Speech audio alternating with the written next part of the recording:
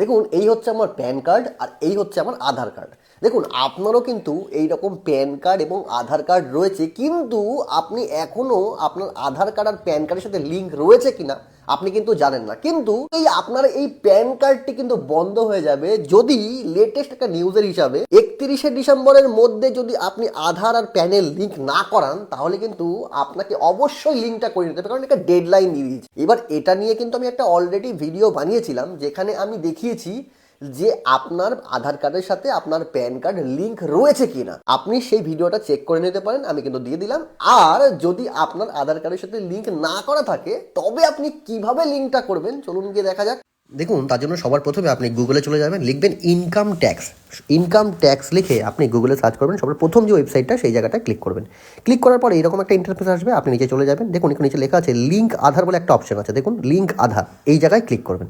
যে ক্লিক করবেন একটু ওয়েট করবেন, দেখুন একটু নিচের দিকে চলে যাবেন, দুটো অপশন আছে প্যান আর আধার। আপনি আপনার প্যান কার্ড নাম্বারটা উপরে বসিয়ে দেবেন, তারপরে আপনি আপনার আধার কার্ড নাম্বারটা কিন্তু বসিয়ে দেবেন। এরপরে ভ্যালিডেটে ক্লিক করবেন। ভ্যালিডেটে ক্লিক করার পর আপনি চলে যাবেন পরের পেজে। দেখুন এখানে প্যান কার্ড নাম্বারটা দুবার বসাতে হবে, প্রথমে একবার বসাবেন, তারপরে আবার আপনার প্যান কার্ড নাম্বারটাকে আর একবার বসাতে হবে। দুবার আপনি প্যান কার্ড নাম্বারটা বসিয়ে দিয়ে তারপরে আপনি আপনার মোবাইল নাম্বারটা বসাবেন।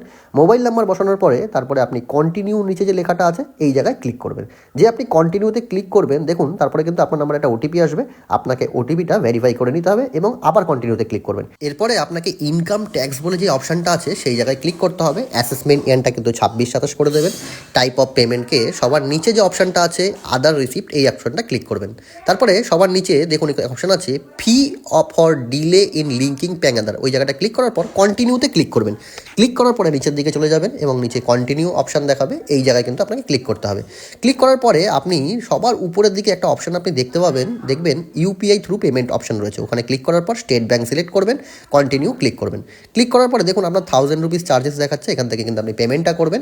সাবমিট টু ব্যাঙ্ক এই অপশনটা ক্লিক করবেন। ক্লিক করার পরে আপনাকে অপশন আসবে নিচের দিকে গেলে ইউপিআই, আপনি ইউপিআই থ্রুতে পেমেন্ট করতে পারেন। ইউপিআই থ্রুতে আপনি পেমেন্টটা করবেন। কিউআর কোড সিলেক্ট করলাম, দিয়ে একটা অন্য ফোন থেকে আমি কিন্তু পেমেন্টটা করে দিলাম। যে আমি পেমেন্টটা করে দিলাম, দেখুন এখানে কিন্তু অটোমেটিক একটা লেখা আসবে ট্রানজ্যাকশন স্ট্যাটাস ইজ সাকসেস।